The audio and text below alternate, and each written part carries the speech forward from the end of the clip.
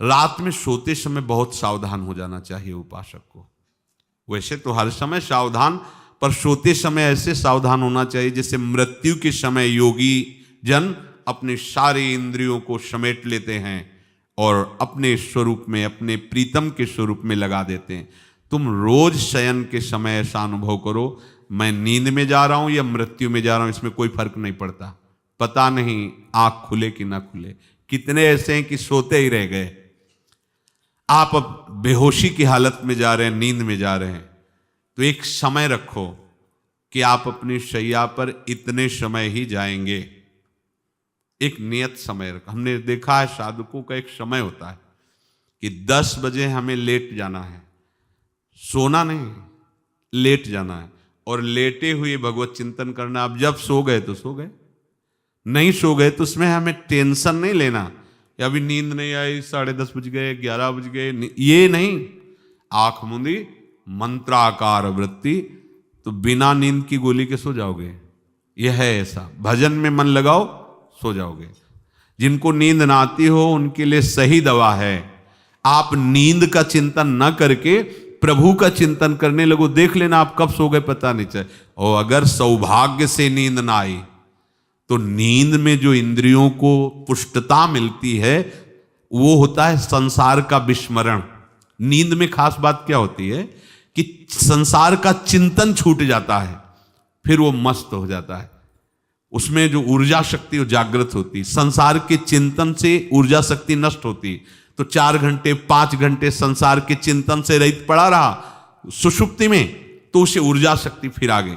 और अगर 4-5 घंटे आप प्रभु के चिंतन में रहे तो संसार का चिंतन छूटा, आनंद सिंधु का चिंतन हुआ। तो ये नहीं होगा कि आज रात्रि सोया नहीं तो बहुत टेंशन है, परेशानी, ऐसा नहीं होगा। भीष्म जी आज्ञा करते हैं रात्रौ च कृष्णम। ये बहुत सावधानी की बात, प्रायः इस सावधानी में नहीं रहा जाता। बचपन से सदगुरुदेव भगवान ने यही शिक्षा दी थी, गुरु कृपा से ऐसे उपदेश मिले थे। सोते समय कोई वार्ता नहीं, कोई अन्य चिंतन नहीं, चुपचाप अपने मन को हटाकर केवल इष्टमय करो। कब नींद आ जाती है इसकी चिंता मत करो, इष्टाकार वृत्ति करके ही सोना चाहिए। तो आगे जो लिखा है पुनरुत्थिताये, जब उठो तब वैसी वृत्ति, तो कुछ दिन बाद स्वाभाविक हो जाएगी, स्वाभाविक हो। अपने तो इतना तक देखा है कि जैसे आधा पद में होश रहा और निद्रा आ गई, तो जब चेतना आई तो उसी पंक्ति से, जहां से होश गायब हुआ था, उसी पंक्ति से जागरण प्रारंभ हुआ। ऐसा ही जब ऑपरेशन के समय बेहोश किया गया था तो उनसे कहा था हमें बता देना कुछ मिनट पे, तो उनका हाँ लगाने वाले इंजेक्शन और कुछ ही सेकंड में इसका असर, बस। तो जो पद चलाया था, जब होश आया था तो वही पद चल रहा था, मतलब बेहोशी में वो पद अपना अधिकार किए हुए था। ऐसे नींद भी तुम्हारी भजन हो जाएगी, समाधि हो जाएगी, यदि आप सोते समय प्रभु का चिंतन करेंगे। बहुत ही सावधानी की बात है। यदि इस जन्म में परम लाभ लेना चाहते हो तो इस श्लोक को अपना जीवन बनाओ। कृष्णव्रताः, हमारा जीवन का एक ही व्रत है कि हम अपने प्रीतम का भजन नहीं छोड़ेंगे, अखंड भजन। हमें ये नहीं देखना कि उपांशु मानसी को इसमें कितने गुना, हमें गुना बना नहीं देखना। हमें अपने प्रभु को बोलना नहीं। भजन में मन नहीं लग रहा, पद गा रहे हैं, जोर जोर से चिल्ला रहे हैं, नाम कीर्तन, हमें अपने प्रभु से जुड़े रहना है। कृष्ण व्रताः कृष्ण मनुस्मरन्तो, हमारा निरंतर स्मरण चले, बस ये प्रयास रखना है।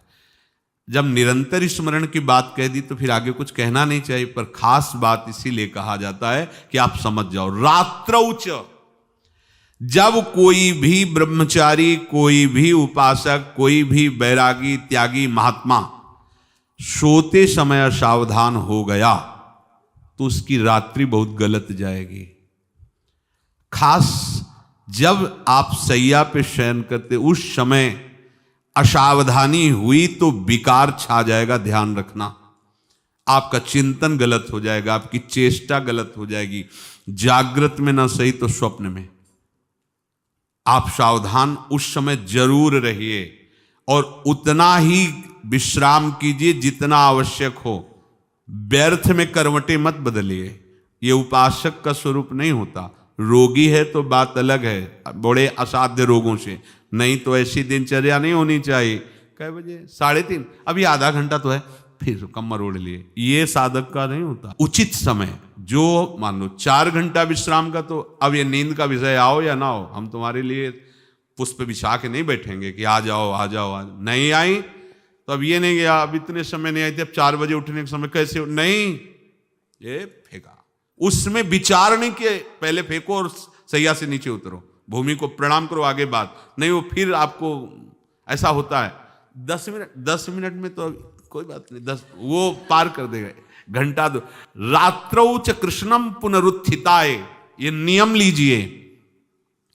सोते समय आप बिल्कुल मृत्यु दशा की स्थिति लाइए, जैसे मरने वाला नहीं होता, सब जगह से मन हटाकर। और सच्ची है, पता नहीं आंख खुले कि ना खुले, ये बड़ा धोखे का जीवन है।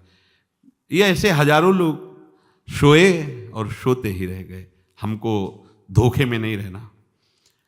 सुबह जग जाएंगे तो फिर भजन करेंगे, लेकिन हम बिल्कुल तैयारी में। तो जब ये था कि किडनी कभी भी फेल हो सकती, तो हमें ज्ञान तो था नहीं ऐसा उस समय, तो हम रात्रि में जब शयन का सो, तो कपड़े कौन थे, कोई पैंट शर्ट थोड़ी था, सब हटा चला, ऐसे रज लगाई, राधा वल्लभ जी को ऐसे बांधा, चरणामृत लिया, पूरी तैयारी में, क्योंकि पास कोई था नहीं। तो ये होता था कब मर जाए, कैसे बताएं कितना सुख, एकदम युगल चरणारविंद में तदाकार होते ऐसे। वो इसीलिए कहते हैं कि प्रतिकूलता और अव्यवस्था और दुख, ये भगवत प्राप्ति का प्रधान साधन है। अव्यवस्था, प्रतिकूलता और दुख, ये अभ्यास उसी से। जब शाम के शयन करते तो पहले वृंदावन को प्रणाम करके, और ऐसे भावना में प्रिया प्रिया कहते कि जैसे भी आपके हैं, अगर शरीर छूट जाता है रात्रि में तो आप धोखा ना करना, आप बुला लेना अपने। और कैसे बताओ उस समय कैसे भाव होते थे, कोई पास नहीं, कोई सुविधा नहीं, 1 रुपया नहीं, तो एकदम दैन्यता, एकदम कितना सुख मिलता, वो एकदम केवल भगवद आश्रित। तो रात्रौ च कृष्णम पुनरुत्थिताय, ये बहुत पकड़ने वाली बात है। रात्रि के समय कोई और चिंतन न बनने पावे। देखो अभ्यास, और उस समय खास करके विषय चिंतन बनता है, ध्यान रखना। दिन भर लड़ते रहोगे इंद्रियों से, और जब आप शयन के समय जाओगे तब वो अवसर ढूंढेंगी और आपको विषयों में फंसाने की चेष्टा करेंगी। कोई क्रिया या पूर्व में कोई क्रिया या कोई दृश्य या कोई बात, अगर कहीं मोबाइल से मित्रता है और बगल में रखा है तो भूल जाओ, रात्रौ च कृष्णम पुनरुत्थिताच। जब तक नींद नहीं आती तब तक फिर वो ऐसी सामग्री डाल देगा कि वो बर्बाद हो जाओगे। साधक मान लो, हमारी प्रार्थना मान लो, हम मानते हैं कि आज के समय में यंत्र का बहुत बड़ा प्रभाव है। अब यंत्र का प्रभाव देख लीजिए, यही छाती पे मोबाइल होगा, यही धड़कन के साथ वो घंटी बजे और कुछ नहीं। ऐसा भगवान का खेल रचा है। और इसमें सबसे खतरनाक बात है कि आप जो चाहो देख सकते हो, जहां चाहो, जैसे विश्व की पूरी बात, पूरा विश्वात्मा है, ये विश्वात्मा स्वरूप है, सर्च करो देख। अब अगर साधक सावधान नहीं है तो समाज में तो ऐसे कट गया। अब एकांत में जब शयन के समय गया, उस समय मन आपको फंसाने की चेष्टा। प्रार्थना है, अगर आपके पास मोबाइल हो तो एक उसका समय रखो। अगर आपको ऐसा लगता है कि कोई परिस्थिति आ जाए, हम स्विच ऑफ किए हैं, तो एक और मोड कहते हैं, कोई फ्लाइट मोड दो, क्या मोड में लगा दो, सीधे मत रखो, मोड में लगा दूर रख दो। आप अपने चित्त को प्रभु में जोड़िए। रात्रि के समय मोबाइल का प्रयोग मत कीजिए। मान लीजिए रात्रौ च कृष्णम पुनरुत्थिताय, सुबह उठते ही आपको कुछ चिंतन नहीं करना। सबसे पहले उठते ही, यदि आपके अभ्यास में आ गया तो ऐसा ही होगा, नहीं तो आपको पहले सदगुरुदेव भगवान का प्रणाम नमस्कार और कुछ भक्तों का, और फिर नाम जप, भले 5 मिनट ही करो, अपने आराध्य देव का सुमिरन, फिर अपनी दिनचर्या करो।